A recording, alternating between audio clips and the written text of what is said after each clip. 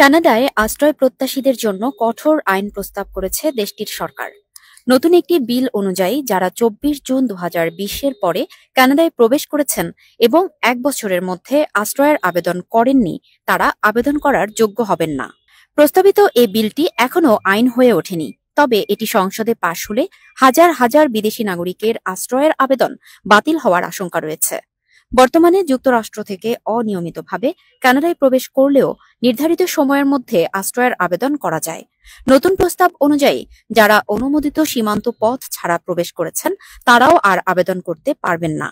বিলটি যদি পাশ হয় তাহলে তা ২৪ জুন ২০২০-এর পর থেকে কার্যকর হবে। ফলে নতুন নিয়মটি পেছনের তারিখ থেকে আবেদনকারীদের ওপর প্রয়োগ করা হবে। তবে যারা এর আগেই আবেদন করেছেন তাদের ওপর এর প্রভাব পড়বে না। এছাড়া বিলের মাধ্যমে কানাডার গভর্নর ইন কাউন্সিলকে অতিরিক্ত কিছু ক্ষমতা দেওয়ার প্রস্তাব রাখা হয়েছে।